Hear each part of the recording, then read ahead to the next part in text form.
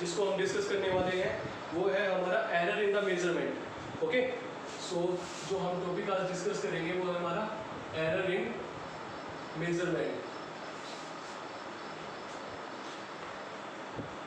Okay बच्चों, तो आज हम डिस्कस करेंगे errors in measurement. Error in measurement, तो सबसे पहले ना हमें पता होना चाहिए कि एरर क्या होता है और मेजरमेंट क्या होती है। तो सबसे पहले क्या होता है, जो हमारा मेजरमेंट है वो क्या होता है। मेजरमेंट एक प्रोसेस होता है जिसमें हम कंपेयर करते हैं। किस चीज़ को कंपेयर करते हैं, जो हमारी ऑब्जर्व्ड वैल्यू होती है और जो हमारी स्टैंडर्ड वैल्यू है उन दोनों को आपस में कंपेयर करते हैं। ठीक है, तो जो ये प्रोसेस होता है ना कंपैरिजन का, ठीक है, जिसमें हम कंपेयर करते हैं अपनी स्टैंडर्ड वैल्यू के साथ अपनी जो हमारी ऑब्जर्व्ड वैल्यू है उसको, तो इस प्रोसेस को ही हम क्या बोलते हैं, इस प्रोसेस को ही हम मेजरमेंट बोलते हैं। ठीक है, तो मेजरमेंट क्या होती है, measurement is a process of comparison where we will compare the observed value with the standard value। ठीक है, तो इस प्रोसेस को हम क्या बोलते हैं, मेजरमेंट बोलते हैं। ठीक है बच्चों, तो मेजरमेंट क्लियर हो गया। अब उसके बाद हमारे पास आता है एरर। तो एरर क्या होता है, ठीक है, एरर क्या होता है। अब देखो एरर क्या होता है, एक हमारे पास स्टैंडर्ड वैल्यू होती है, मैंने आपको बताया, एक हमारे पास ऑब्जर्व्ड वैल्यू होती है। क्लियर है, जो हमारी स्टैंडर्ड वैल्यू है उसको हम ट्रू वैल्यू भी बोलते हैं। ठीक है, तो अगर हमारी जो ट्रू वैल्यू है, अगर हमारी जो ट्रू वैल्यू है और जो हमारी ऑब्जर्व्ड वैल्यू है, अगर उन दोनों में कोई डिफरेंस आता है तो उस डिफरेंस को हम क्या बोलेंगे, उसको हम एरर बोलेंगे। ठीक है, अगर वो एरर मेजरमेंट में आया है, अगर वो जो एरर है वो हमारे मेजरमेंट के प्रोसेस में आया है तो उसको हम क्या बोलेंगे, उसको बोलेंगे हम एरर इन मेजरमेंट।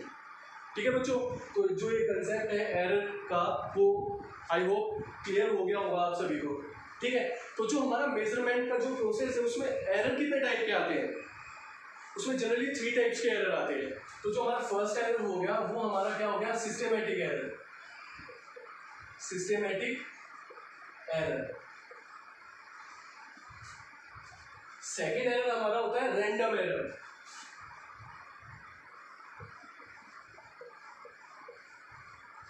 और जो हमारा थर्ड एरर होता है वो हमारा ग्रोस एरर बोलते हैं उसको, वो होता है हमारा ग्रोस एरर। ठीक है बच्चों, अब हम वन बाय स्टडी करेंगे, one by one. Systematic error क्या होता है, रैंडम एरर क्या होता है और जो हमारा ग्रोस एरर है ना वो क्या होता है। अब जो हमारा सिस्टमैटिक एरर है, तो जो हमारा सिस्टमैटिक एरर है वो एक टाइप का एरर है जो हमारे मेजरमेंट का जो प्रोसेस है ना वो एक सिस्टम में आता है। कैसे आता है, अब मान लिया हमारे पास है ना कोई भी एक इंस्ट्रूमेंट है मेजरमेंट के लिए। ठीक है बच्चों, तो मेजरमेंट के लिए हमारे पास क्या है, हमने लिया हुआ है माइक्रोमीटर लिया हुआ है, या जिसको हम स्क्रू गेज भी बोलते हैं। तो जो माइक्रोमीटर होता है और जो हमारा स्क्रू गेज होता है ना उसका हम यूज़ करते हैं किस चीज़ के लिए, मेजरमेंट के लिए यूज़ करते हैं। ठीक है ना, अगर मान लिया हमें मिलीमीटर्स में अगर हमने कोई भी क्वांटिटी वो चेक करनी है, लेंथ चेक करनी है या कोई भी हमने डायमीटर चेक करना है, तो अगर हम उसको मिलीमीटर में चेक करेंगे, में चेक करेंगे, तो उसके लिए हम जनरली प्रेफर करते हैं माइक्रोमीटर को, क्योंकि जो हमारा माइक्रोमीटर होता है ना, माइक्रोमीटर होता है वो वर्नियर कैलिपर के कंपैरिजन में, वर्नियर कैलिपर भी हमारा एक दूसरा मेजरिंग डिवाइस होती है। ठीक है ना, तो इन दोनों में ना थोड़ा सा एक्यूरेसी का फर्क होता है। तो जो हमारा माइक्रोमीटर होता है वो ज़्यादा एक्यूरेट होता है as compared to the vernier caliper. ठीक है बच्चों, तो हमने सपोज कर लिया कि हमारे पास का एक माइक्रोमीटर है, तो जो माइक्रोमीटर होता है अब हम उसका यूज़ कर रहे हैं मेजरमेंट के लिए। अब सपोज कर लिया कि वो हमसे टूट गया, वो हमारे हाथ से गिर गया और वो नीचे गिर गया और उसमें है ना एरर आ गया। किस टाइप का एरर आ गया, उसमें है ना 0.001 का एरर आ गया उसमें, इतना मतलब एरर आ गया उसमें, या हम इसको कहेंगे 0.01 mm का उसमें क्या आ गया, एरर आ गया। ठीक है ना, तो वो एडवांस में अगर हम देखो, मान लिया हम माइक्रोमीटर का ही एग्जांपल ले रहे हैं ना, तो माइक्रोमीटर को यूज़ करने से पहले हमें सबसे पहले उसमें एरर चेक करना होता है। अगर जब हम उसको यूज़ करने से पहले उसका एरर चेक करेंगे और उसमें एरर 0 आया हुआ है, मतलब उसमें जो वो रीडिंग 0 शो कर रहा है, तो इसका मतलब क्या है, उसमें कोई भी एरर नहीं है। अगर उसने जब हमने यूज़ करने से पहले उसको चेक किया, उसकी एक्यूरेसी चेक की, अगर उसने इस टाइप का कुछ रीडिंग शो की, तो इसका मतलब क्या है, उसमें एरर आया हुआ है। ठीक है, अब मान लिया हमने चेक करना है 0.2 mm को हमने चेक करना है। ठीक है, मान लिया हमने सपोज कर लिया कि 0.2 mm का कोई डायमीटर है, हमें उस 0.2 mm के डायमीटर को चेक करना है। अगर हम उस जो मतलब जो माइक्रोमीटर हमने यूज़ किया है उसमें इतना एरर है, ऑलरेडी उसमें इतना एरर है, तो जब हम उसको चेक करेंगे तो कितनी रीडिंग शो करेगा? वो रीडिंग शो करेगा 0.21 mm। ठीक है ना? तो ये क्या हुआ? ये तो हमारी क्या है, एक्सपेरिमेंटल वैल्यू है, ये हमारी स्टैंडर्ड वैल्यू है और ये हमारी ऑब्जर्व वैल्यू है। तो इसमें क्या है, इन दोनों में डिफरेंस आया हुआ है ना, इसमें दोनों में डिफरेंस आया हुआ है, तो इसका मतलब क्या हुआ, ये हमारी जो मेजरमेंट हमने की है ना उसमें एरर आएगा। ठीक है, अगर सपोज कर लिया हमने 0.3 mm है, उसको चेक करना है, तो ये कितना शो करेगा? 0.31 mm। ठीक है ना? तो हर बार ये क्या होगा, एक एरर आएगा और वो सिस्टम के साथ आएगा। तो जो हमारा सिस्टमेटिक एरर होता है ना, या तो वो पॉजिटिव की तरफ जाएगा या फिर वो नेगेटिव की तरफ जाएगा। वो एक डायरेक्शनल एरर होता है, वो एक ही डायरेक्शन में जाएगा, या तो पॉजिटिव की तरफ जाएगा या वो फिर नेगेटिव की तरफ जाएगा। ठीक है, और वो एक सिस्टम में आता है, ना कि कभी यहाँ पे आ गया, कभी उसने 0.01 का एरर शो कर दिया प्लस में, या कभी उसने 0.01 का माइनस में एरर शो कर दिया। ऐसा नहीं होता उसमें। ठीक है, अगर जो एरर होता है ना 0.01 का, तो वो ही एरर उसमें थ्रू आउट रहेगा, इसमें कोई भी वेरिएशन नहीं आएगा। ठीक है, तो इस टाइप के जो हमारे एरर्स होते हैं ना, उस टाइप के एरर्स को हम क्या बोलते हैं? सिस्टमेटिक एरर बोलते हैं। अब जो हमारे सिस्टमेटिक एरर होते हैं वो किन किन वजह से आते हैं? तो जो हमारा सबसे पहले होता है वो होता है हमारा इंस्ट्रूमेंटल एरर, जो हमने डिस्कस किया है। सबसे पहला जो इसका कोज है वो क्या हमारा इंस्ट्रूमेंटल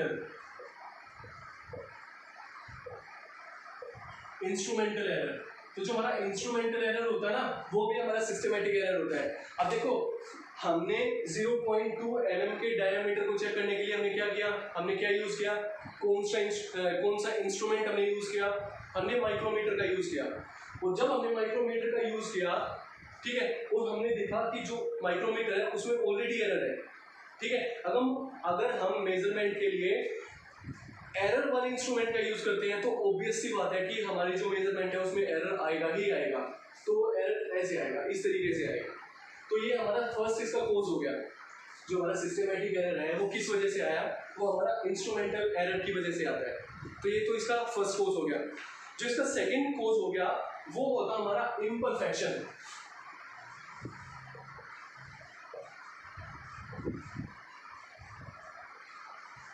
ठीक है, इम्परफेक्शन किस चीज में इम्परफेक्शन? अब सपोज कर लिया कि हमने इम्परफेक्शन इन एक्सपेरिमेंटल टेक्निक और प्रोसीजर। ठीक है ना? अब मान लिया क्या होता है, अब इंडस्ट्रीज की बात करते हैं, या इंडस्ट्रीज की बात कर लो, या कहीं पे भी उस जगह की बात कर ले जहाँ पे हमारी मेजरमेंट होती है। तो कोई भी हमारा इंस्ट्रूमेंट है या कोई भी हमारा प्रोसेस होता है ना, उस प्रोसेस को रन कैसे करते हैं उसके लिए ना एसओपीज बनाई जाती है।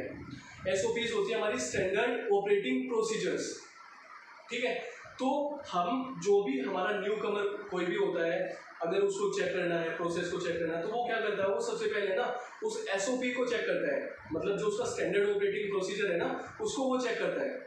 ठीक है, अगर हमारा स्टैंडर्ड ऑपरेटिंग प्रोसीजर है उसमें ही हमने कुछ गड़बड़ की हुई है या उसमें ही हमने कुछ गलत तरीके से उसको लिखा हुआ है, तो क्या होगा? जो भी नया बंदा आएगा उसको चेक करना होगा, तो वो क्या करेगा? वो उस प्रोसीजर के अकॉर्डिंग चेक करेगा। और उस प्रोसीजर में ऑलरेडी मिस्टेक है तो वो क्या करेगा? वो सेम मिस्टेक बार बार रिपीट करेगा। ठीक है, तो अगर हमारा जो हमारा प्रोसीजर है वो ही इम्परफेक्ट है, ठीक है, तो उस कंडीशन से भी क्या आएगा? जो हमारा सिस्टमेटिक एरर है ना, वो सिस्टमेटिक एरर अराइज होगा। ठीक है बच्चों, तो उसके बाद आता हमारा थर्ड पर्सनल एरर।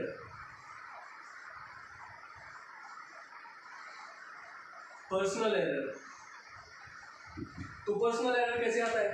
तो जो हमारा पर्सनल एरर है ना, वो भी हमारा क्या आएगा? वो भी हमारा सिस्टमेटिक एरर होता है। कैसे आता है? अब देखो, अब हमें पता है कि अब हमने ना क्या कर लिया, किसी भी चीज़ को मेज़र करने के लिए, या मान लिया हमारे पास एक रोड है, उस रोड को मेज़र करने के लिए हमने क्या किया?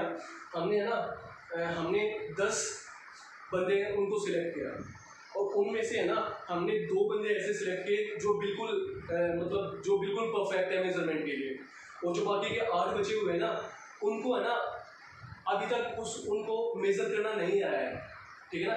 मतलब माइक्रोमीटर है, माइक्रोमीटर के साथ उसका डायमीटर है वो चेक करेंगे, ठीक है। तो माइक्रोमीटर का यूज़ करके उनको वो यूज़ करना नहीं आता, मतलब माइक्रोमीटर का यूज़ करना नहीं आता है, और अगर वो माइक्रोमीटर का ही उनको यूज़ करना नहीं आता है तो वो उस रोड का डायमीटर कैसे चेक करेंगे, ठीक है।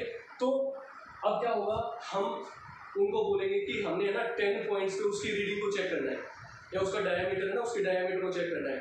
तो क्या होगा, जो 2 बंदे हैं जिनको परफेक्टली वो उस इंस्ट्रूमेंट को हैंडल करना आता है वो तो उसको इजीली मेजर कर लेंगे, बट जो बाकी के 8 बंदे बचे हुए हैं उनको तो उसका यूज़ करना ही नहीं आता।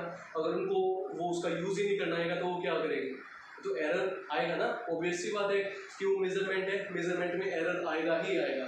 तो वो कैसा एरर होता है, वो पर्सनल एरर होता है, ठीक है ना। तो वो पर्सनल एरर हो जाएगा। उसके बाद आता है हमारे पास एक्सटर्नल, जो हमारा एनवायरनमेंट है, जो हमारा फोर्थ है वो क्या हमारा एक्सटर्नल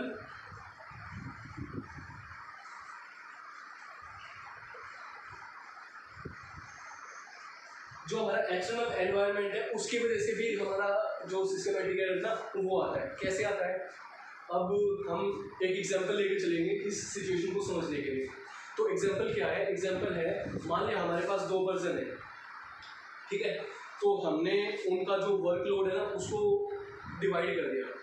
एक तो पर्सन को मैं बोलूँगा कि भाई एसी वाले रूम में बैठ जा और ये 2 रोड ले और पूरे के पूरे 8 घंटे में तूने 2 रोड का डायमीटर चेक करना है, ठीक है। एक तो कंडीशन ये हो जाएगी। दूसरी कंडीशन क्या है कि मैंने दूसरा जो पर्सन है उसको मैंने धूप में बैठा दिया। अब गर्मी का सीज़न है, गर्मी के सीज़न में मैंने क्या किया, उसको धूप में बैठा दिया और उसको मैंने 100 रोड्स दे दी, और 100 रोड्स दे के मैंने बोला कि 2 घंटे के अंदर उसको चेक करके देना है। तो ऑब्वियस सी बात है कि क्या होगा, तो एक तो वो तो आराम से चेक करेगा, जो एसी वाले रूम में बैठा हुआ है 8 घंटे का उसके पास टाइम है, आराम से सोएगा बैठेगा आराम से, जब मन किया मेजर कर लिया, जब मन करा उसको फेंक दिया, ठीक है ना, या काम किया जब मर्जी किया काम को छोड़ दिया। तो जो दूसरा पर्सन है उसको तो 2 घंटे में वो सारा का सारा काम करके देना है ना, और ऊपर से इतनी ज़्यादा गर्मी पड़ी हुई है तो क्या करेगा, फटाफट वो अपना टाइम पास करेगा, टाइम पास करके मतलब ऐसे ही कुछ भी लिख के दे देगा कि हाँ सर मैंने ये चेक कर दिया है और ये। तो अब एक चीज़ देखो, जो आराम से उसको चेक कर रहा है तो 99% या 99% उसकी जो मेजरमेंट है ना उसमें कोई भी एरर नहीं आएगा, ठीक है। और जिसको हमने गर्मी में बिठा के 2 घंटे का टाइम दिया है उसके ऊपर से प्रेशर वो डाल रहे हैं कि 2 घंटे में मेजर करके ही देना है, ठीक है। तो वो क्या करेगा, वो फटाफट उसको चेक करेगा, चेक करके दे देगा कि सर ये इसकी रीडिंग आई है, ठीक है। तो वहाँ पे एरर आएगा, या जो एसी में बैठा हुआ है वहाँ पे एरर आएगा, ठीक है। तो जो हमारा इंस्ट्रूमेंट होता है या जो हमारी मेजरमेंट होती है, उस मेजरमेंट में जो हमारा एक्सटर्नल एनवायरनमेंट है ना उसका भी बहुत ज़्यादा इम्पैक्ट पड़ता है, ठीक है, जैसे कि मैंने अभी बताया। सेकंड होता है हमारा, उसके बाद आता है हमारे पास least count error. Least count error, तो लीस्ट काउंट एरर क्या होता है, लीस्ट काउंट एरर होता है कि अब सबसे पहले ना लीस्ट काउंट एरर को समझने से पहले ना हमें लीस्ट काउंट को समझना पड़ेगा कि लीस्ट काउंट होता क्या है। तो लीस्ट काउंट किसी भी इंस्ट्रूमेंट का वो मिनिमम काउंट होता है, या लीस्ट काउंट क्या होता है, वो मिनिमम अमाउंट जो कोई इंस्ट्रूमेंट है वो मेजर कर सकता है, उसको हम लीस्ट काउंट एरर बोलते हैं, ठीक है बच्चों। अब मान लिया हमने क्या करना है, अब हमने ना कोई भी हमने एक ऐसी चीज़ ले ली जिसका जो डायमीटर है ना वो 0.001 है, ठीक है।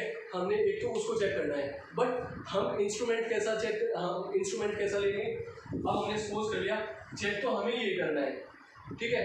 और जो हमने इंस्ट्रूमेंट लिया है इस चीज़ को चेक करने के लिए उसका जो लीस्ट काउंट है ना वो 0.2 mm का है, ठीक है।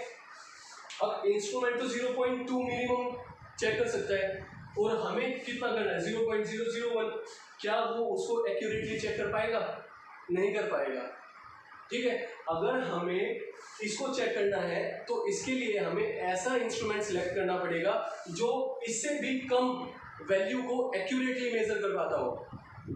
ठीक है, इससे ज़्यादा वैल्यू को अगर कोई इंस्ट्रूमेंट मेजर करता है, अगर हम उस इंस्ट्रूमेंट का यूज़ करते हैं ना, तो 101% क्या होगा, यहाँ पे एरर आएगा ही आएगा। तो जो हमारा लीस्ट काउंट होता है ना, तो लीस्ट काउंट की वजह से भी क्या होता है, एरर आता है। किस चीज़ में एरर आता है, मेजरमेंट में एरर आता है।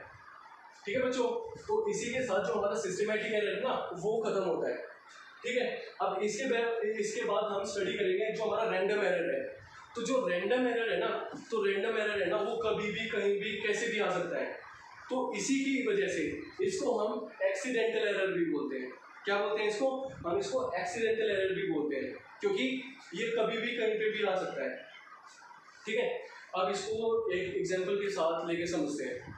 अगर मान लिया हमने क्या किया, हमने एक मशीन ली, ठीक है, और वो मशीन क्या कर रही है, वो मशीन है ना ऐसे जो मतलब जो पेन का जो आउटर सरफेस है ना, उसको डिज़ाइन करके या उसको बना के दे रही है। ठीक है, और हमें पता है कि हर 5 पीस निकालने के बाद, हर 5 पेन निकालने के बाद उसमें एक जो पेन है ना वो ख़राब हो रहा है। तो वो क्या करेगा, वो ऑब्वियस सी बात है कि वो जो छठा पीस है ना उसको निकाल के फेंक देगा, क्योंकि उसको पता है कि हर 5 के पीस के बाद एक पीस है वो ख़राब आ रहा है। तो वो क्या है, वो हमारा सिस्टमेटिक एरर होगा।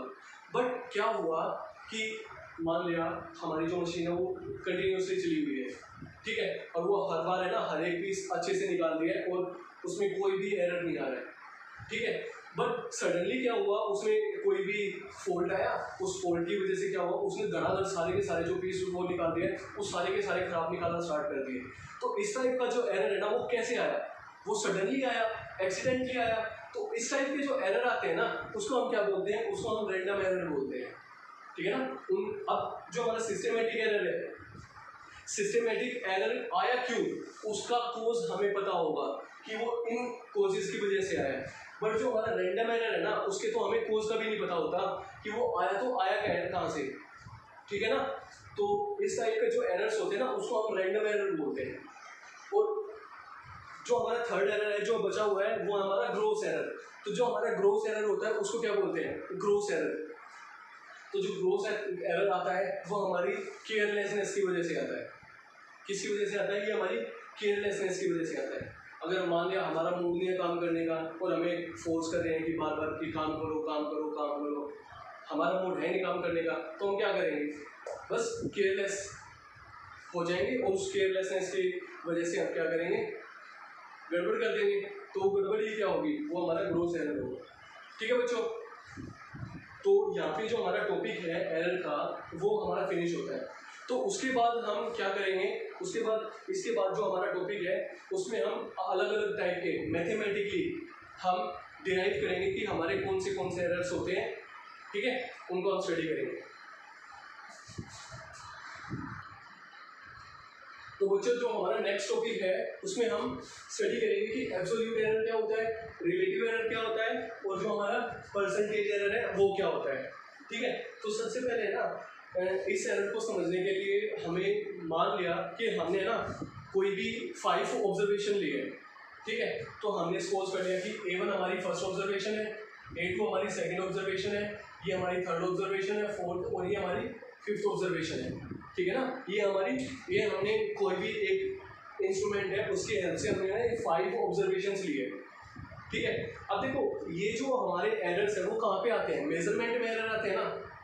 ठीक है, अभी मैंने आपको बताया है कि अगर हमने इसका एरर चेक करना है तो हम कैसे चेक करेंगे, इसको स्टैंडर्ड के साथ कंपेयर करके। तो जो हमारा स्टैंडर्ड है उसको हम क्या बोलते हैं, उसको बोलते हैं हम ट्रू वैल्यू।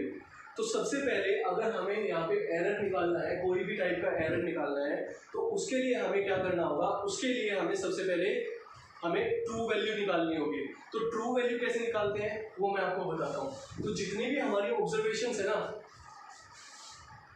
तो AM क्या होगा हमारा, जितने भी नंबर ऑफ ऑब्जर्वेशंस है A1 + A2 + A3 + A4 + A5, अगर हम उसको डिवाइड कर दें नंबर ऑफ ऑब्जर्वेशंस के साथ तो हमारे पास क्या आ जाएगा, हमारे पास इसका मीन निकल के आ जाएगा। ठीक है, तो उसको क्या बोलते हैं, हम उसको अर्थमेटिक मीन बोलते हैं। क्या बोलते हैं, अर्थमेटिक मीन। तो जो हमारा अर्थमेटिक मीन है ना वो ही हमारी ट्रू वैल्यू होती है। ठीक है ना। तो वही हमारी क्या होती है, वही हमारी ट्रू वैल्यू होती है। ठीक है, तो जो हमारी ट्रू वैल्यू है, अगर हम ट्रू वैल्यू को कंपेयर करें इंडिविजुअल ऑब्जर्वेशन के साथ, तो उससे हमारा क्या आता है, उससे हमारा एब्सोल्यूट एरर निकल के आता है। तो जो हमारा एब्सोल्यूट एरर है उसको हम डेल्टा ए से रिप्रेजेंट करते हैं। ठीक है ना, ए हमारी क्या है, ये नंबर ऑफ ऑब्जर्वेशंस है, और इसका जो एब्सोल्यूट एरर होगा उसको हम क्या बोलेंगे, डेल्टा ए से रिप्रेजेंट करेंगे। और जो हमारा डेल्टा A1 है वो क्या हमें बताएगा, वो हमें बताएगा कि जो हमारी फर्स्ट ऑब्जर्वेशन है ना, फर्स्ट ऑब्जर्वेशन में कितना एरर आया है। ठीक है, तो वो कैसे निकालते हैं, अगर हम जो हमारी ट्रू वैल्यू है, जो हमारी ट्रू वैल्यू है, ट्रू वैल्यू में से हमारी जो फर्स्ट ऑब्जर्वेशन है उसको माइनस कर देंगे, उसको माइनस कर देंगे तो हमारे पास क्या आएगा, हमारे पास जो हमारी फर्स्ट ऑब्जर्वेशन है, फर्स्ट ऑब्जर्वेशन में जो एब्सोल्यूट एरर आएगा वो निकल के आ जाएगा। ठीक है बच्चों, तो ऐसे ही हम क्या करेंगे, ऐसे हम सेकंड जो हमारी ऑब्जर्वेशन है उसके लिए एब्सोल्यूट एरर निकाल लेंगे, तो वो किसके इक्वल होगा, AM माइनस A2। ऐसे ही डेल्टा A3 की वैल्यू आ जाएगी, वो आ जाएगी हमारे पास AM minus A3, delta A4 वो आ जाएगा AM माइनस में A4, और डेल्टा A5 आ जाएगा AM माइनस में A5। ठीक है बच्चों, तो ये हमारी क्या आ जाएगी, ये हमारी एब्सोल्यूट एरर निकल के आ जाएंगे।